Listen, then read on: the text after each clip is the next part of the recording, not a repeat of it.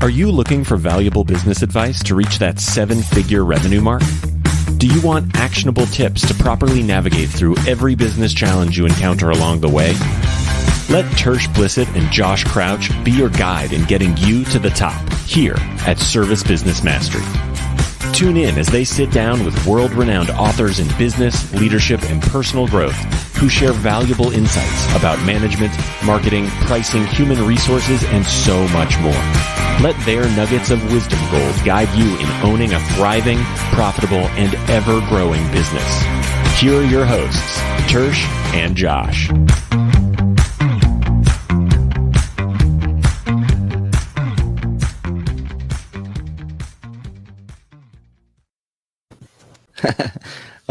How's it going, everybody out there in podcast world? Hope you're having a wonderful day. So Josh and I, we're talking about mindset and behaviors that are required, that kind of separates you as a leader whenever you're going through a crisis. So I'm super excited to talk about this topic. Josh, what about you, man? I am super also excited. I'm sure we say that for most episodes. I'm actually really excited today because the kids went back to school, which is great in my house. Ooh, so yes, so things are going to be much quieter during the day. But as far as this episode goes, if you're in business long enough, you're going to run into some sort of crisis, whether for our industry, maybe it's a driver gets hit or someone's trying to ruin your reputation online, something like that. This is a really good topic for you guys to tune in and understand what mindset and maybe some decision-making practices you need to make to be ready for this type of event when it does come. Yeah, and it's not a matter of if it's a win thing. So I'm super excited to talk to Bill Colleti with kith.co. But yeah, this is going to be. I'm excited because I had some technical difficulties, so I didn't even get to do like a pre-rapport call with Bill. So that was all you, Josh. We'll do it live. We'll do it live. We'll do it live. So with that being said, I'd like to welcome Bill to the show. Hey guys, glad to be here. So tell us a little bit about yourself and your background and everything you have going on. So I'm the founder of Kith, and we are a crisis communications and reputation management firm. But more than that, we help people when they are having some of their worst days at a corporate level. But for me, I grew up in Florida, ran political campaigns the first half of my career, then took 5 years in Eastern Europe and ran campaigns over in Bulgaria and other countries, and then came home and have been doing this at a large global PR firm for 10 years, and then now with my own firm as an entrepreneur for the past 7. And we fundamentally, all we do is crisis communications and reputation management, and helping people survive some of their worst days in their businesses. Wow. So if you can handle political campaigns, this is probably easy.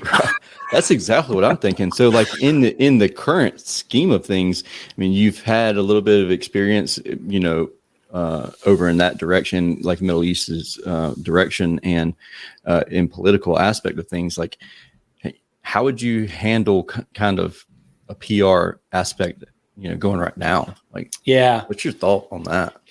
So, it's a really a fabulous question, Tersh. And so the point is I view that all the world breaks down into risk, and we are all in the business of managing risk. And then we have to take advantage of that to create opportunity. And so I think when we talk about Afghanistan and kind of what's going on over there, that's it's an interesting case study of something that's going to happen. And so I view risk as 3 things. You have strategic risk, things you meant to do for some sort of economic benefit. Preventable risks, things you should have zero tolerance for. So if we made hamburger patties, the 3 of us made hamburger patties, there should not be metal shavings in the hamburger patties. That's like preventable. All right. And then lastly, our external things outside of our control. So that's a weather event. Perhaps you could argue an active shooter, someone who comes into your workplace. Those are kind of outside of your control. So those are 3 fundamental risks. So strategic, I meant to do it. Preventable, never should happen. External, outside of my control. What we're watching right now in Afghanistan is an interesting microcosm to apply to business, large and small. This was a decision that needed to be made. It needed to be made somewhere over the past 20 years. Right. It was going to be bad. And so if we are a business owner and we are going to pick the topic, we are going to shut down our, factory number 4, and we're going to lay off a bunch of people. I can do a lot of planning. I can do a lot of preparation. I can think about that. That's a strategic risk. I know I need to do it. I'm doing it for some sort of economic reason, but people are going to be pissed. Now, let's extrapolate that out to Afghanistan. And by no means do I want to equate shutting a factory with the tragedy of 13 people dying and hundreds of thousands of other people impacted by it. But it is an interesting example. We need to make decisions as business leaders in crisis and out of crisis that aren't going to go over well with everybody. We're never going to be a hero to everybody. And that is a bad trait of leaders. And when we try to please all the people, we've got to make difficult decisions for our employees, for our customers, for our future. And so it is an interesting way. Now we can quibble over the way it happened, or it should have done it in the winter. They should have done it this or that. The fact remains, I think what the president is doing needed to be done, could have been done a little bit better. But I think he's got public opinion on his side, quite frankly. And so I just sort of think we just got to go through this bad patch, just like if we were going to close factory number 4. A lot of people are going to be pissed, but it kind of will move on. So how do you, speaking of the storm, because the storm always comes, right? And that's like the worst day. Those are the days that everyone dreads, because that's when you're getting messages and emails and phone calls. How do you prepare to navigate something like that? Let's say something happened and back to the service industry, your technician did something really bad and made their local news channel, and it became a bigger story than needed. How would you prepare yourself to handle the onslaught that comes with that? Yeah, Josh, such a great question. And small business owners, medium-sized business owners often overlook that because they feel like I'm nimble, I'm agile. That's what makes me good, and I'll fix it when it happens. And very few people think about these things. I disagree with that approach. And so a phrase I really like is that the crucible of crisis doesn't develop your skill set, it reveals it. Ooh. And so I think that when you are in that moment, a true crisis moment and that is the worst day of your professional career or entrepreneurial career, I don't believe there's on-the-job training. I think this is stuff you need to think about. You need to prepare for it, because there's very rarely is there a perfect playbook. And I never, ever will suggest, Mr. and Mrs. Leader, do ABC and you'll be fine. It just doesn't work that way. We're talking about humans. We're talking about emotions. So to that end, the simplest thing from a preparation standpoint, which is at the root of your question, is pull out the newspaper, New York Times, Wall Street Journal, your local paper, whatever you want to read, and say, what if that had happened to us? What would we do?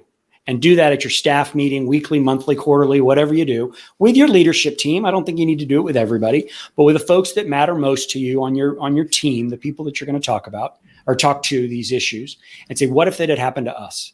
That begins to build a little bit of muscle memory, begins to build a little bit of thinking of, as a leader, of, wow, Jimmy gives me horrible advice. That is horrible. I am not going to call on Jimmy in this situation. So I'm practicing in that situation. Or I didn't expect my partner, husband or wife, so many amazing female entrepreneurs, I didn't expect them to be so shrill. Or I didn't expect them to be so thoughtful in this situation and calming me down. And so those are things why you need to practice it. And there are so many things in our life we should be practicing, health and fitness and, all kinds of different things. It's just one more thing, but I think it's really important because it is these moments that define companies and really shape reputations over the long term if they get big enough and significant enough. And so Josh, it might be valuable. Let's sort of talk about what are we really talking about here? One of your techs does something devastating. And you can put that as a sexual assault of one of their customers, does something electrically or sort of that causes a major fire next to a daycare. And it's your guy that did it. So let's put some context about what we're talking about here. Yeah. I'm not talking about a bad review or that I was 30 minutes late or there's a part that's on back order, things like that. Put it into frame. Yeah, that totally. And one of the things I didn't even think about before we actually started this interview is coaching organization that Josh and I have been part of. They turned me on to this, and I never really thought about it. It's our integrity policy, and it's our integrity card that all of our technicians have, and they have it in their wallet, and it says. Service Emperor will always provide factual information to the news media and will respond to the media inquiries with respect to the reporter's deadline. Only designated spokespersons will speak to the media. And on the backside of it, so like, and then it gives my information as the person to contact for this. And anytime that one of our technicians are on site, if something ever happens and a reporter just shows up, then they're instructed to immediately hand this card to that reporter, and they reach out to myself, not to that technician, because the technician, there's no telling what they might say and what might come out of their mouth, because that's not what they're, trained to do. And that's one of the things I never thought about this. And so like one of the things that I think of is like, if you remember back, I think it was Dateline or someone did the thing where they would like pull one wire off of a furnace, and then they hire 5 or 6 companies to come in and inspect the system. Hey, Tersh, that happened to the first company that I managed. We were on the news because of that. Now, it was a good thing. We did the right thing. You did the right thing. Yeah, share exactly that experience. Prepared. You have to be prepared for that stuff. I mean, now, granted, back then I was very green. This was my first foray into management with HVAC, but we always coach technicians to do the right thing, and be honest. So there's that as well. Cause I'm not going to mention any names, but Tersh, the story in Florida, year and a half ago was a very, very big public story for our industry. Some business practices that were, it made maybe not national news, but it made national news in our industry, and it made all the local news channels in Florida. And it was a massive, massive, it was a crisis. I guess it was a crisis. I mean, They literally had like the FBI show up and start raiding the whole place, and they had like 170 employees and stuff like that. So it can happen to anyone, especially as the home service industry.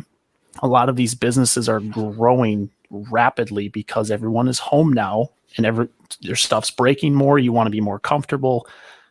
There's been a lot of acquisitions in our market, so the quality and some of that stuff can get away from people as these businesses get bigger, and you just have to be prepared for the worst.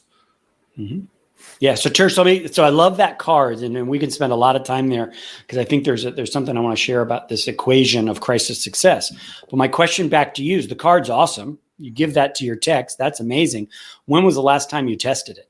When was the last time you tested your team on that bullet point? That's a good point. We go over it during onboarding, and we go over it once a year whenever we do our all company State of the Union. But it's something that we talk about, and I'll like check them just to see if they have it in their wallet on them. But it's not something that we really test. And thankfully we haven't had to deal with anything pertaining to this. But about 4 years ago, I believe it was, maybe a little longer than that, we had a service technician that was on site at a job, and they heard gunshots, and they walked out to the road, and they were like, okay. But they didn't see anything, and they went back to work. And so they just assumed, I mean, we're in the South, people shoot, in their backyards. And so that's what they assumed it was. Then all of a sudden, police and reporters showed up, and they're like, did you see anything? And he's like, now this is before we had this policy in place or anything. And he was like, no, I didn't see anything. And they just let him be. And, but that could have gotten kind of crazy. And so that testing, I think, Josh's example of the Florida and the company he managed and Dateline and whatever, I think it would be a wonderful service to make that a hybrid, that amalgamation of all that, make that a little mini case study for folks that learn from you guys, and say, go ask your team, let's put ourselves in this space. Let's do a little simulation. How would we respond? What would you do? And I think that back to the fundamental question of how do you prepare? That's the best way to prepare, just to begin to do the thinking, because I just in this 10 minutes, I've looked at you guys. You're like, oh, wow, that's interesting. That's mindset. So we've now changed mindset back to what we're going to talk about. That then yields improved behavior. That makes you better. Absolutely. Like Scott said, I mean, we all kind of skip on the testing side of things. So on Facebook, Scott, you're not alone. I definitely don't test it. So yeah, that's definitely going to go on my chalkboard of things, top priorities to do for sure. Do you have any recommendations on how to test something like that? Because obviously, here's the crisis situation. Everyone's like, well, it's 1 in a million. It's never going to happen to me, right? And so that's why this stuff kind of gets lost and people don't think about it. Like, what would you recommend as far as like running simulations or a test? Maybe a frequency of how often you would recommend or coach somebody to do this? Yeah, annually is kind of the layup answer. I mean, that's we all do all of our systems tests annually for some reason. What I like to do is just make it very, very episodic. And back to that point, and it doesn't have to be complicated. And so Josh, I'll put you on the spot. Let's say you see something in a trade publication this week that's kind of close to what you were talking about in Florida. And just do it next week at next week's staff meeting and say, hey, guys, I just read about this in the trade publication. I remember a time when XYZ. How would we respond to that? Don't make it complicated and difficult and have the stand down for safety and everybody, gets all excited.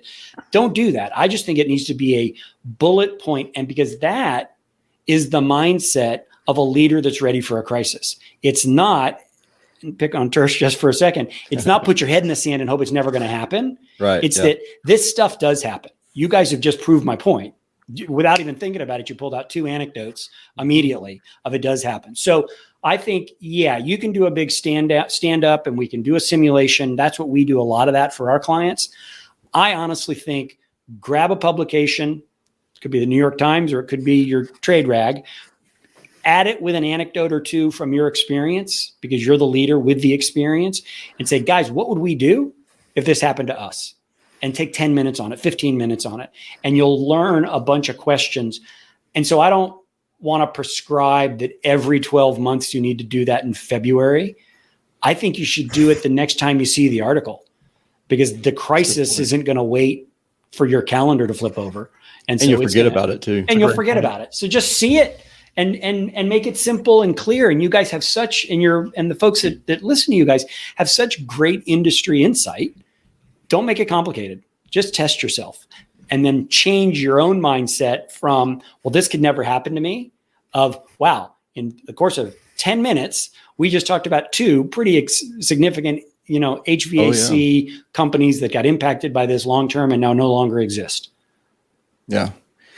Yeah, it's definitely something that can come and go. And when it came previously and hit our industry real hard, it's one of those things that it kind of shook us all. We were all like, was that true? Did that really happen? Because we don't believe it to be the case. And, media is going to try and blow things out of proportion. So you don't know what to believe or what not to believe.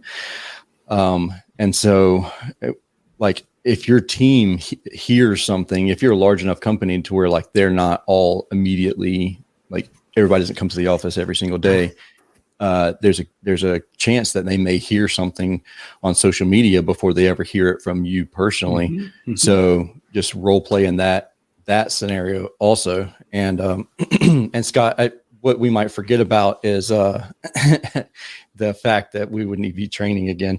I know he's being smart, but Scott's my buddy. He's up there by Josh. But yeah, that's this is definitely one of those things that is not top of mind, because most of the times what we're thinking, even when we're thinking PR, we're thinking, hey, look, we saved this cat from a tree. Let's share, that. How do we get some positive PR from that? Yeah. How do we spin this to make it positive versus let's think about crisis management.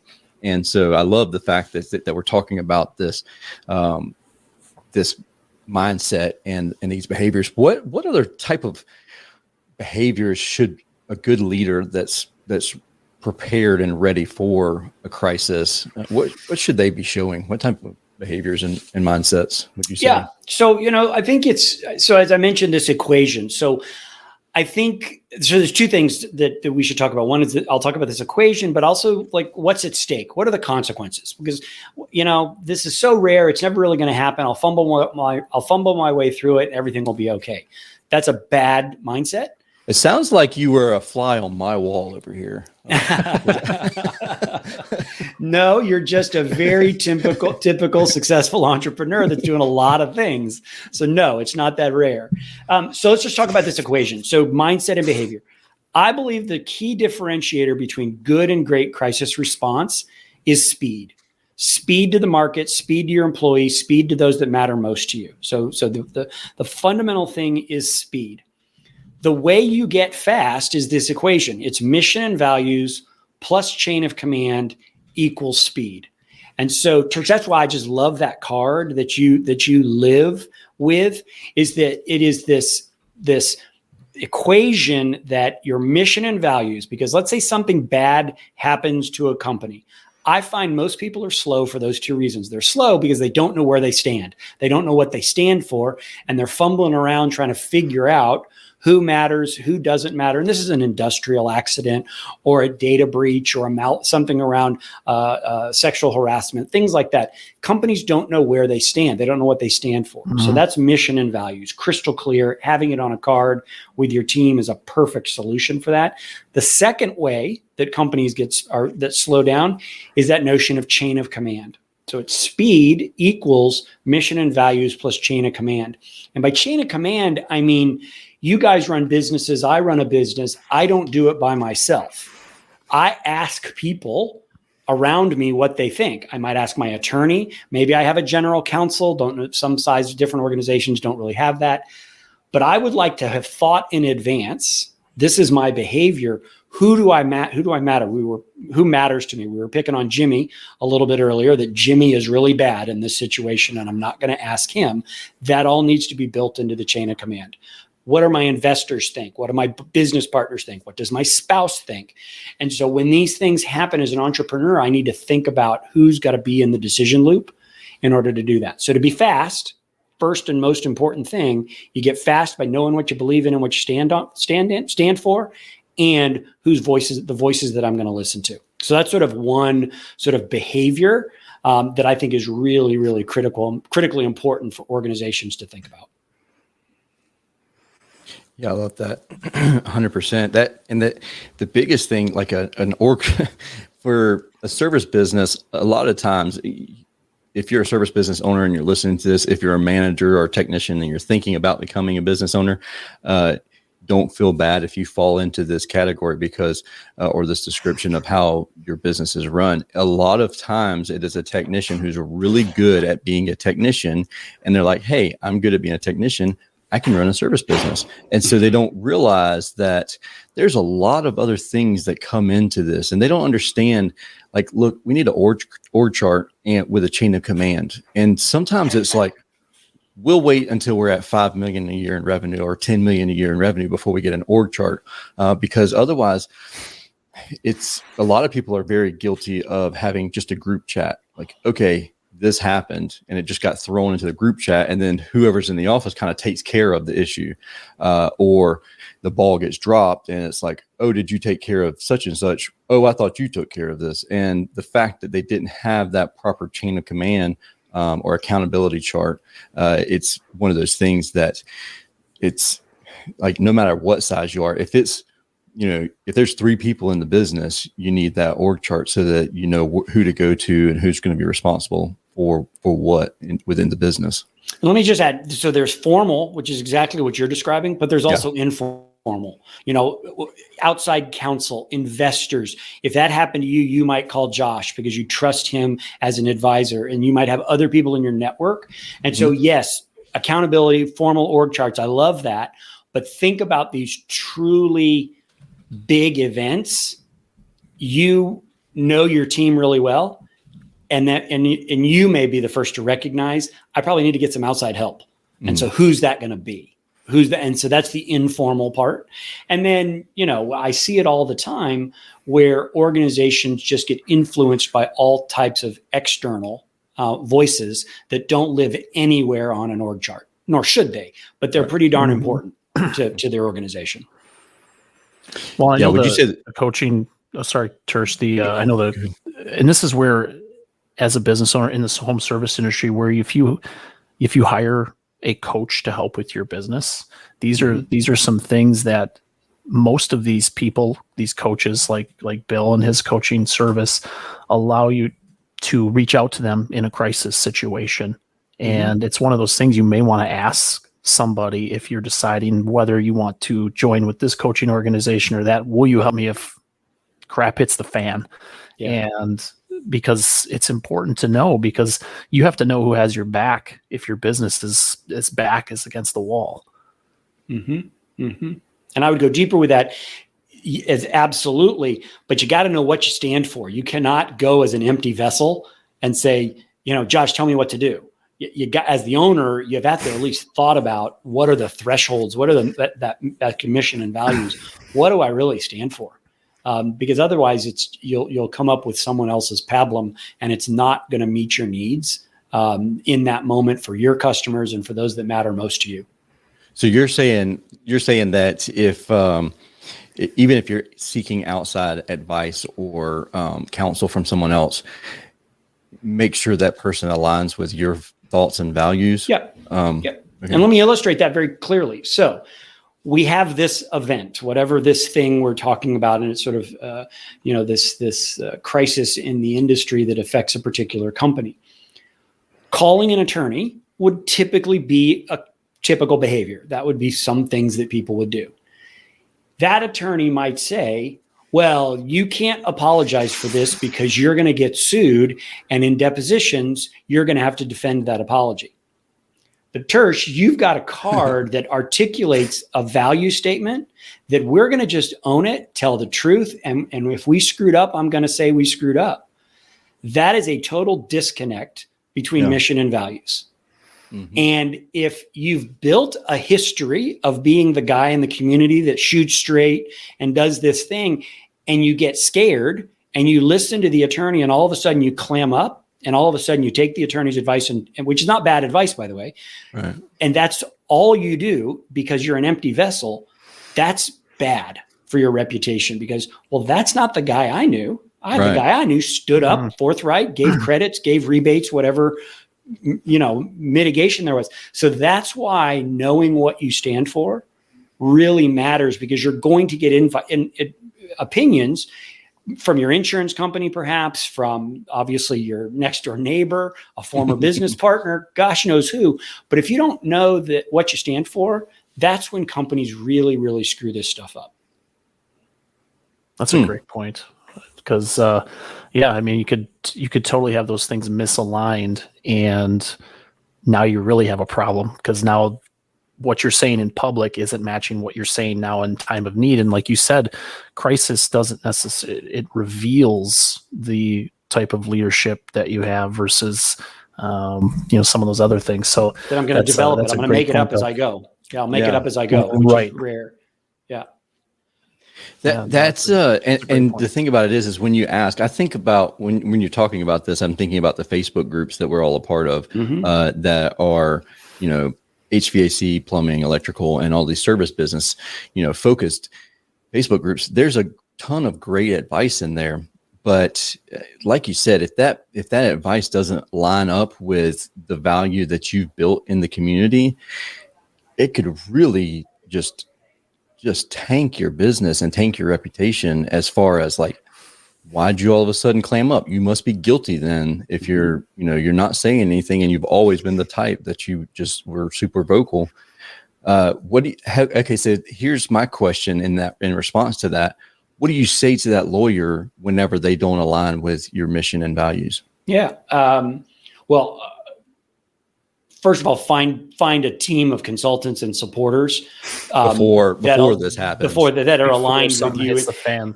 And it's the same thing. Hey guys, this just happened. How would we respond? I think that needs to be, if this is the typical response for a small business, is that, I've got my lawyer and my insurance agent. Those are probably the first two lines of defense. As a part of that training we were just talking about with your team, just say, hey guys, I've been thinking about this. How would you respond if this had happened to us? My friend Josh just gave me this example down in Florida. What if that had happened to us? What would be your counsel to me?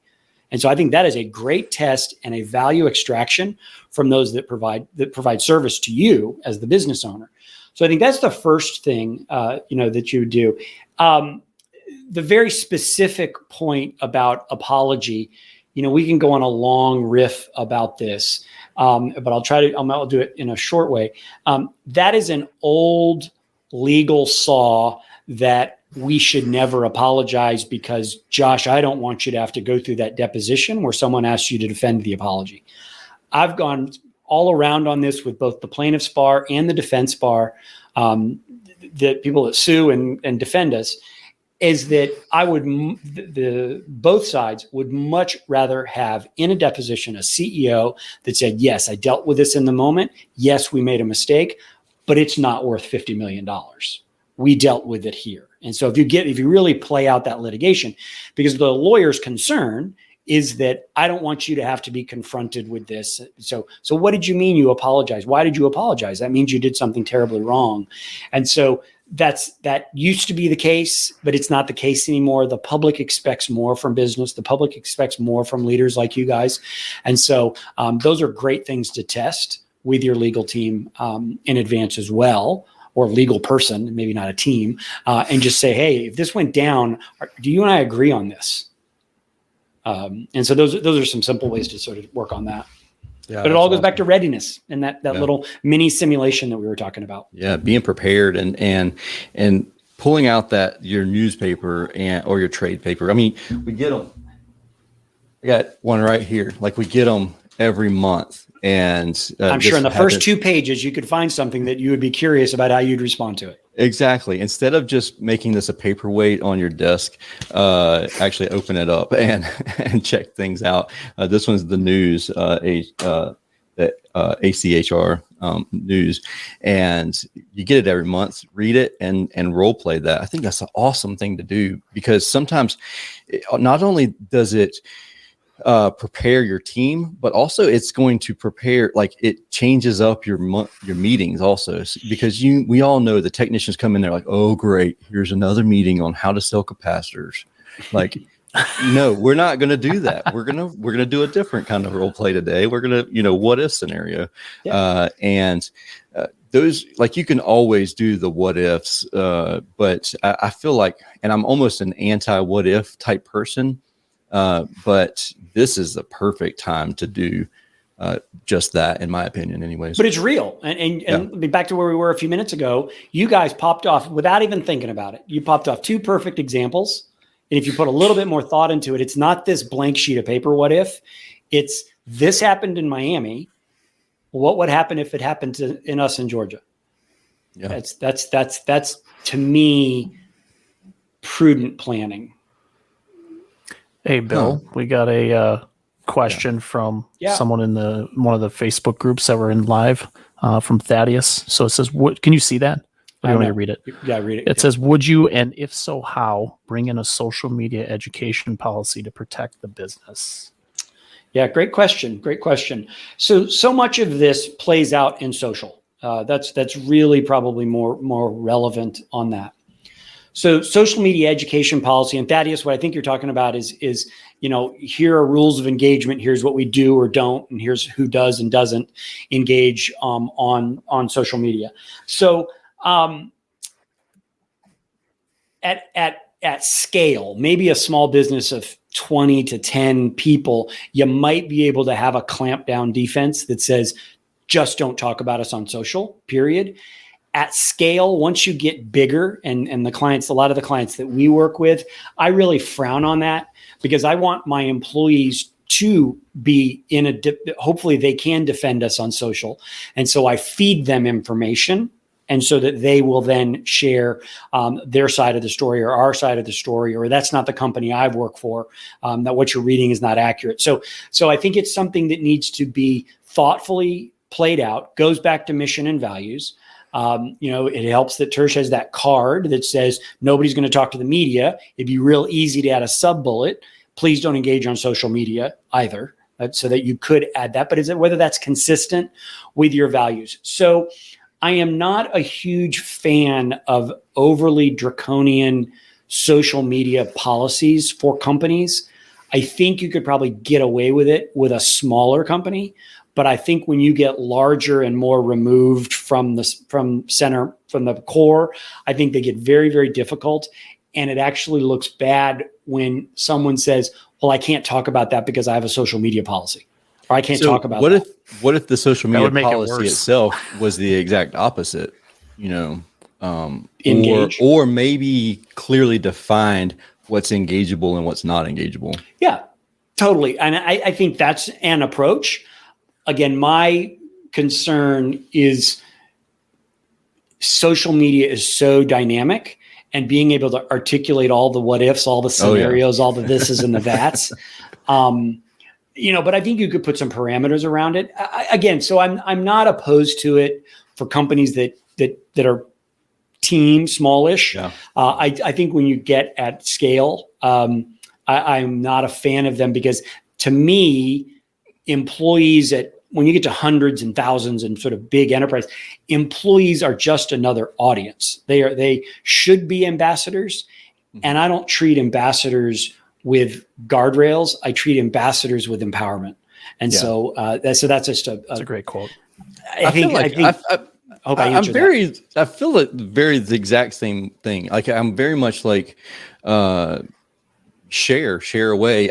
I know that there are some companies out there that are HVAC, plumbing, electrical, service business companies where their technicians have a very large YouTube following or TikTok following or Instagram, and their company has said, share away, just don't put our logo in it. And they've said, you can do whatever you like, just don't have our logo in your stuff. And I think that part of that is if they share something, and also don't put our clients' images in there. If they share something and it's not something that they would recommend as a company, then they could be, potentially liable for teaching the wrong practices or something to that effect. I don't know. Yeah, no, that's smart. And those are case by case situations of that. Guys, one of the things that to help frame this is sort of what are the stakes? So let's say we have one of these crisis events. We do something electrical, it burns up a daycare next to us, and it's a big deal. Or God forbid, one of our technicians, sexual harassment, something like that, or sexual assault, whatever. So why do we care about this? I mean, so obviously we care about reputation, and reputation matters, but reputation without definition is a relatively soft and opaque concept. Okay. It's kind of like a little bit like the way we defined pornography in the 70s. I know it when I see it. I kind of know a reputation when I see it. And so, having some definition. So what's at stake? And so I've tried to articulate, as I'm talking about reputation, kind of three things that I think are at stake. The reason you want to respond to these things well, and the reason you want to invest in growing your reputation, is that you as a business owner, you want to get the benefit of the doubt. Well, that's not the company I know. And so that's sort of threshold number one. The reason you want to respond to these well and consistently is that you get the benefit of the doubt, and someone will say, well, that's not the company I know. The second thing is that having a strong reputation maintains your license to operate. And guys, I may need your help here, but I think I can get this right. I'm in the HVAC business, but I want to get into the plumbing business. Having a strong reputation, I've already got trucks and I've already got technicians.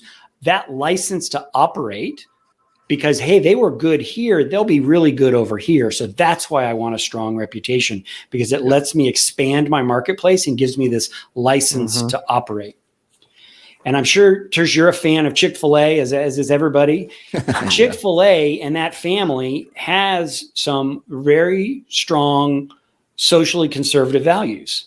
Their license to operate, opening a store in Boston, New York, or San Francisco, was compromised slowed down based on what they believed. And that's a business decision they made and they understand it. But that's the context of why I'm talking about this. And then the last one, I fundamentally believe, particularly in B2B, also to a certain extent in B2C, business to consumer, is that companies with strong reputation, and think about this stuff, all things being equal, a strong reputation breaks ties. So if it's company A versus company B, it's the one with a strong reputation. Price, service delivery, all that other stuff is pretty much equal. The folks that are really thoughtful is the right way to work on this stuff. Yeah, because people, I mean, it's human nature. We do business with people we know, like, and trust. So if you have that advantage, it doesn't become about price or discounts or all these other things that everyone worries about every day. It just becomes about who you are. I want to do business with you because I like you guys, which I think is a powerful place to be in the market, especially for these small businesses trying to become larger at least for our audience. Bill, where can, I mean, you've shared like a ton of really great information today. Where can people, can you remind them where to go find more information about you, where they can get in contact you or ask you any additional questions? Yeah, and I'm happy to answer questions. I love talking about this stuff. So it's a little old fashioned. Is at our website, kith.co, kith.co. Hard to believe that website communication is old fashioned. Bill, that's not old fashioned. That's what I do every day for a living. But go to our website. There's emails. You can do that. So kith.co. Also really active on LinkedIn. I share a lot of content. I try to share something weekly at LinkedIn. And it's just Bill Colleti on LinkedIn, and then also on Twitter, B Colleti. But I love a good old fashioned phone call. And if you got a question, shoot me an email. Happy to sort of give you some perspective. This is what I've done for, coming up on 30 years. So I really enjoy talking about it. Thanks, Bill, for coming on the show. I appreciate that. 100%. We're .co. CO, not CO. You're fancy, Bill. Yeah. The com was already taken by a shoe store in New York. Okay. So it wasn't by choice. It was just because. Exactly. So kith.co, not com. Otherwise you're going to be redirected to a shoe store. I like shoes. Exactly. Bill, thank you so much for coming on the show today. We appreciate everything that you shared with us. Well, guys, thank you for what you do. You share such amazing insight and content, and your industry leadership is much appreciated. I don't know if you hear that enough, but thank you for what you guys do. It's our pleasure, Thank you, man. Bill. Appreciate that. Yeah.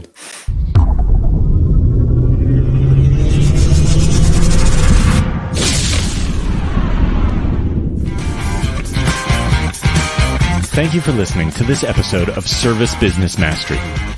Now that you are equipped with essential business advice from this impactful conversation, you are one step closer to becoming the successful owner of your dreams.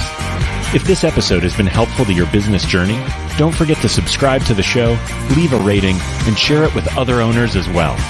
Visit servicebusinessmastery.com to learn more.